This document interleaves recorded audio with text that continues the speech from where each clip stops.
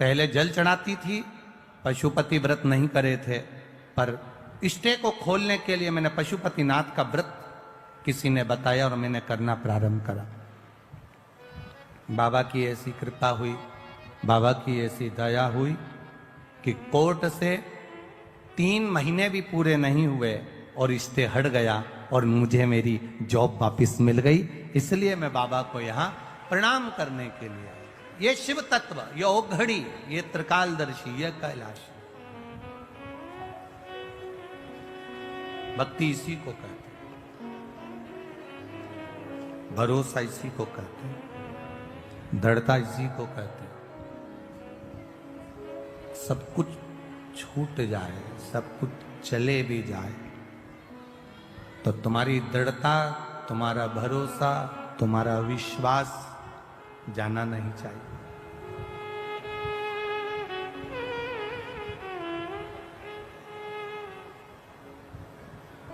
किससे जाकर कहें? ब्रह्मा जी कह रहे हैं कि भगवान विष्णु से कि आपके पिता शिव जी हैं, नारायण आप कह रहे हो कि आपके पिता शंकर जी हैं, और पर मेरा विश्वास नहीं कहता कि आपके पिता शिव जी होंगे। तो भगवान नारायण ने पूछा कि ब्रह्मा जी तुम कैसे कह सकते हो कि मेरे पिता शंकर जी नहीं है? तुम कैसे कह सकते हो? तब तुम बोल कैसे सकते हो कि मेरे पिता शिव नहीं है? कहा मुझे एक कारण से लगता है। क्या कारण है? कहा अगर शंकर जी आपके पिताजी होते तो उनके पास में तो ढेरों संपदा होती, क्योंकि आपके चरणों में लक्ष्मी पड़ी हुई है।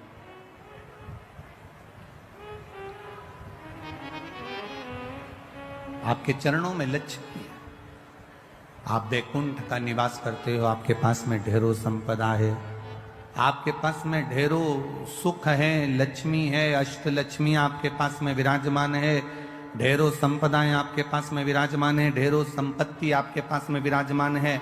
और आपके पिताजी भगवान देवादिदेव महादेव को देखो तो कैलाश पर रह रहे हैं, शमशान में रह रहे हैं। उनके पास में क्या है? गले में सांप पड़ा हुआ है, धतूरा रखा हुआ है, बेलपत्र रखी हुई है, गंगा जी का जल रखा हुआ है, मुंडों की माला, रुद्राक्ष की माला, केवल यही उनके पास में। तो शंकर भगवान को भी तो धनपति दिखना था, करोड़पति दिखना था, संपदावान दिखना था, वैभववान दिखना था। फिर वो कमजोर क्यों दिख रहे हैं? फिर उनके पास में ये कुछ संपदा, ये सत्ता, ये वैभव, ये सारा सुख उनको तो नहीं दिख रहा।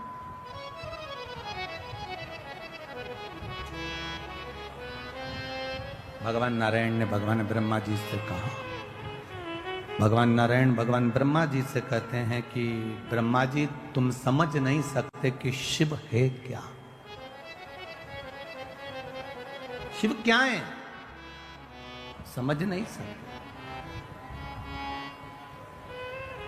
ब्रह्मा जी ने कहा मैं विश्वास नहीं करता।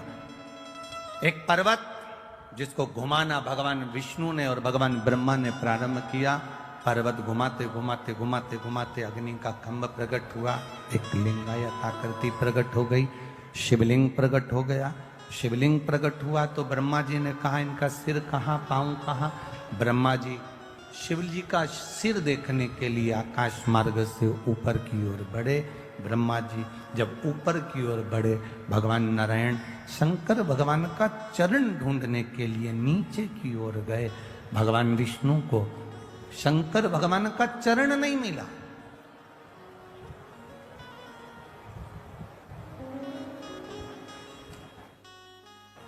ढूंढ रहे हैं।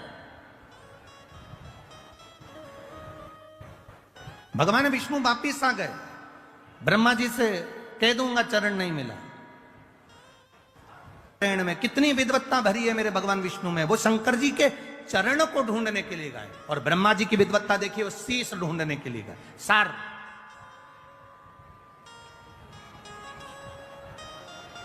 जरा विचार करिएगा। पहले भी कथा में कहा है, आज फिर कह रहे हैं। पहले के समय में इतना बड़ा क्रीम का डब्बा आता था, ऐसा गोल मुंह का बड़ा सारा, उसमें से क्रीम निकाल लो और अपने चेहरे पे लगा लो और डब्बा बंद कर दो। आज के जमाने में बड़े मुंह के डब्बे बंद हो गए।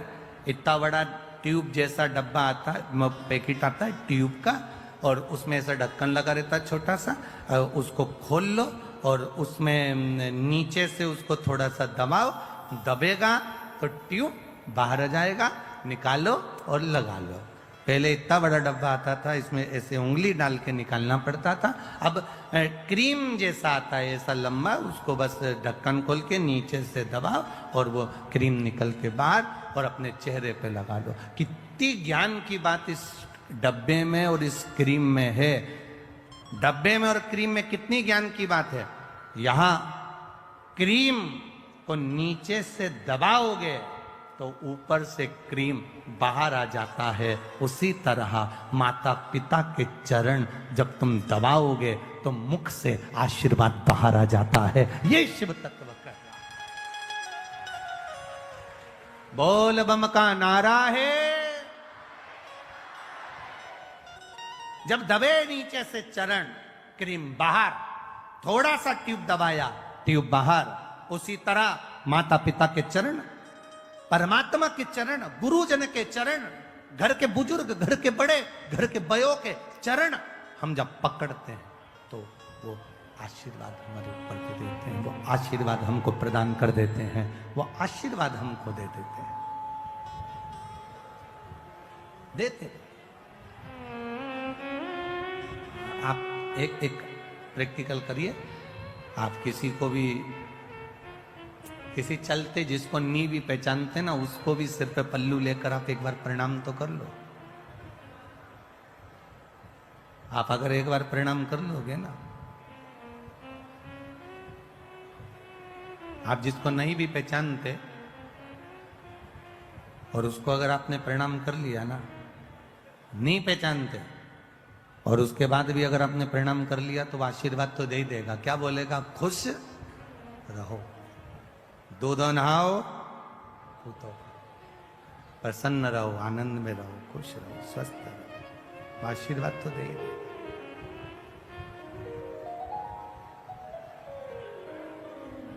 अब जरा विचार करिए, प्रणाम करने का फल कितना है, नमन करने का फल कितना है। आपने केवल प्रणाम करा, नहीं पहचाने तो भी आशीर्वाद दे दिया उसने।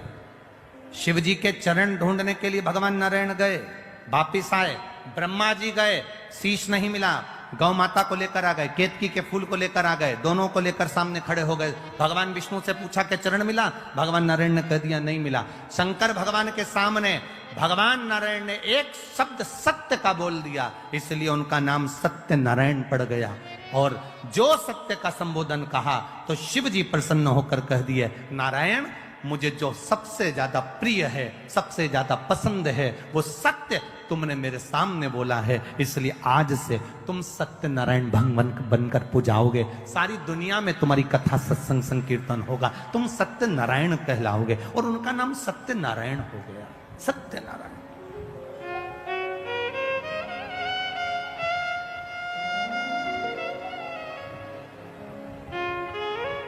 ब्रह्मा जी से पूछा, ब्रह्मा जी से कहा कि ब्रह्मदेव अब आप ये बताइए कि आपको शीश मिला है, आपको क्या भगवान शंकर का सिर मिला? ब्रह्मा जी ने कहा हाँ मिला। ना मानो तो गौ माता से पूछ लो। गाय से कहा शीश मिला है, गौ माता ने एक रोटी के लिए झूठ बोल दिया, झूठ बोला। शंकर भगवान ने श्राप दे दिया कि तेरा पूरा शरीर पूजाएगा पर तेरा मुख अपूज्य रहे।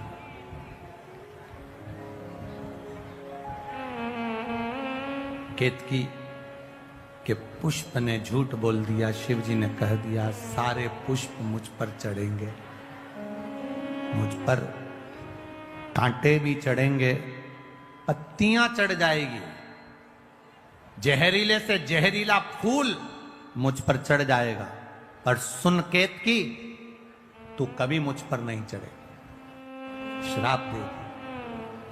फिर भी ब्रह्मा नहीं माने तो अक्रीमन ने फिर झूठ कह दिया। शिव जी ने पांव के अंगूठे से नख तोड़कर फेंका और फेंकते से ही काल भैरव को प्रकट करा। काल भैरव ने नख से ब्रह्मा जी का एक सिर काट दिया, कर्मनाशा नदी प्रकट हो गई, ब्रह्मा जी झूठ बोलते बोलते लुढ़कते रहे। तब भगवान विष्णु ने उनके लिए प्रार्थना करी, उनके शीश से बट का पेड़ बना, बट वृक्ष बना। एक विचार करिएगा जरा भीतर से अपने। शिव तत्व कह रहा है, अभी अभी प्रयास करिएगा कि जितना बन सके अपनी जिंदगी में उतना शिव तत्व को प्राप्त करने का प्रयास करिए। एक जुआरी जरा सा फूल पत्ती भगवान पर फेंक देता है और वो राज सिंहासन पर जाकर बैठ जाता है। तो ये जो सावन का महीने में जो अधिक मास आता है, ये कोई साधारण नहीं है महाराज। सावन के महीने में जो अधिक मास आता है, ये कोई साधारण नहीं।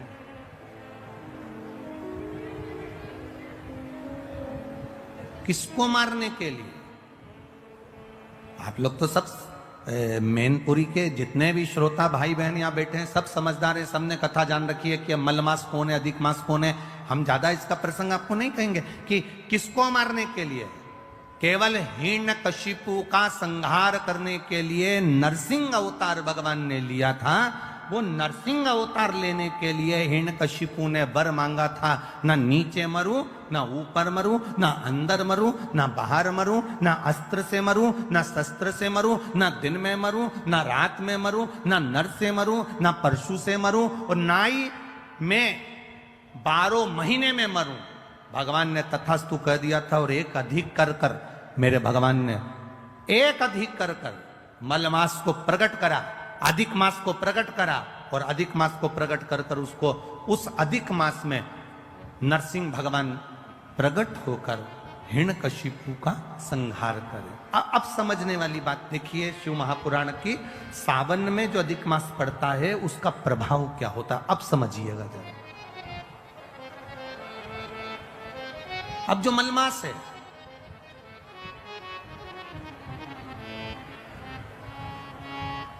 इसको मलमास कहते हैं। एक अधिक हो गया, 12 महीने से एक अधिक हो गया, मलमास।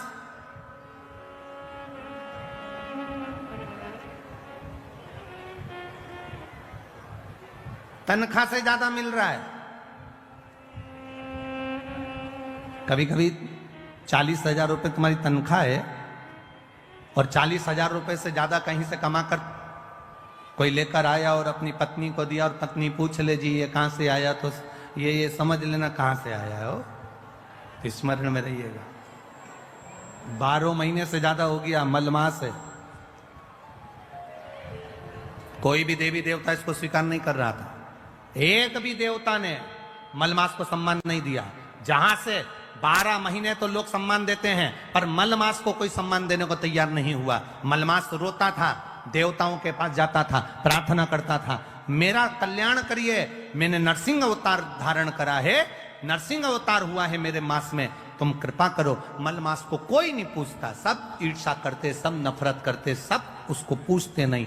तब आखिरी में देव ऋषि नारद ने कह दिया, तुम एक काम करो, जैसे ही श्रावण का महीना आए, सावन के महीने में मलमास, तुम शंकर की आराधना में लग जाना। क्या होगा उससे? अगर सावन के महीने में मलमास कह रहा है, अगर मैं इतने समय से कर रहा हूं, कई साल निकल गए पर अभी तक भगवान ना मिले, अभी तक मुझे मेरा आदर ना हुआ, अभी तक मेरा सत्कार ना हुआ, और तुम कह रहे हो कि सावन के महीने का इंतजार करो। श्रावण का महीना जब आएगा तुम शिव की आराधना करना, शंकर भगवान तुम्हारा आदर भी कराएंगे, सम्मान भी कराएंगे। जो तुमको आज तक नहीं मिला वो देव अधिदेव महादेव तुमको दिला सकते हैं, वो दुनिया में कोई नहीं दिला सकता। जो शिव दिलाएंगे, जो घरदानी दिलाएंगे, वो कोई नहीं दिला सकता। करो सम्मान। मलमास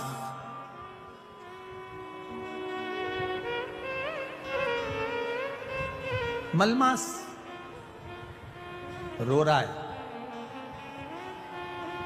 सावन का महीना, आपको पहले भी कथा में कहा था, सारी समस्या का हल, जम के बोलो, जरा जम के बोलो, एक लोटा जल। पर सावन के महीने में, अरे जम के तो बोलो, 2 लोटा जल। अब तुमसे कोई पूछे कि ये लोगों को तो बुद्धि ना जाने दुनिया के लोगों की कहाँ चली गई, हमें तो स्मरण में नहीं आता।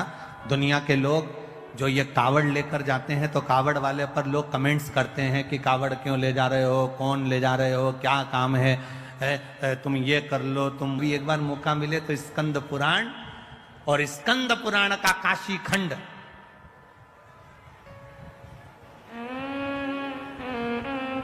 कभी मौका मिले तो स्कंद पुराण पढ़िएगा और स्कंद पुराण का काशी खंड पढ़िएगा।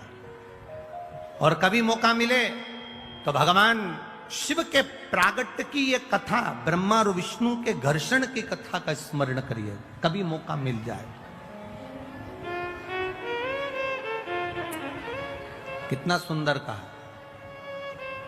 मलमास जिसको लोग छोड़ दिए, अपशब्द कह दिए, ताने देते हैं, आड़ा टेढ़ा बोलते हैं, वो मलमास सावन के महीने में 2 लोटा जल लेकर शिव जी की भक्ति में बैठ गया। शिव की भक्ति, आराधना कर रहा है, शिव जी की भक्ति कर रहा है, आराधना कर रहा है। 2 लोटा जल हाथ में लेकर बैठा है, आराधना कर। सावन का महीना पूर्ण होने वाला है और मलमास भगवान शिव की भक्ति में लगा तो शंकर जी के नेत्र खुल गए। शिव जी ने जाकर पूछ लिया, भगवान देवादिदेव महादेव ने जाकर, भगवान शंकर ने जाकर पूछ लिया, आखिर बात क्या है। मलमास नेत्र बंद कर हाथ में जल लेकर बैठा, शिव जी को समर्पित करने के लिए शंकर की भक्ति में डूबा था, शिव नाम की भक्ति में तल्लीन।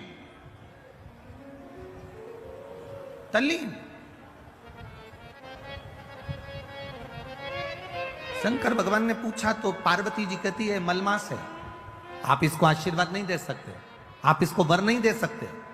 शंकर भगवान ने पूछा आखिर कारण क्या है, कब हुआ ये, तो कहा हिरण्यकशिपु को मारने के लिए 1 महीना अधिक करा था, 1 महीने को आगे बढ़ाया था। ये मलमास, ये अधिक मास 1 महीना आगे बढ़ा हुआ है, इसलिए लोग इससे नफरत करते हैं। शंकर भगवान ने कहा तो क्या हुआ, चिंता मत कर।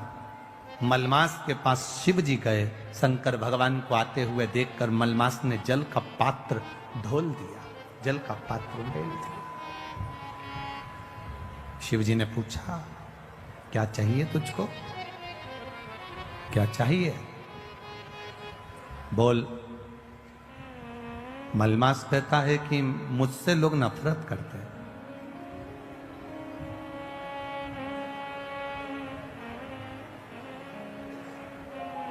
देखो, राहु भी शिव की आराधना करता है, चंद्र भी शिव की आराधना करता है। लोग कहते हैं ये देवता ब्राह्मण के हैं, ये देवता क्षत्रिय के हैं, ये देवता वैश्य के हैं, ये देवता शूद्र के हैं। शिव महापुराण की कथा कहती है दुनिया के लोगों ने देवताओं को भले बांट लिया हो, कोई ने कह दिया राम जी क्षत्रिय है, तो कोई कहे भगवान कृष्ण ये हैं, तो कोई कहे भगवान ये हैं। पर शिव महापुराण की कथा कहती है शंकर की आराधना करने वाला ब्राह्मण हो, क्षत्रिय हो, वैश्य हो, शूद्र हो, भगवान शिव को यह मतलब नहीं है। शंकर जी तो ये जानते हैं कि उसके हृदय में भाव कितना है और मुझे इसकी झोली में देना कितना है, ये शिव तत्व जानता है। उससे मतलब नहीं है मेरे महादेव।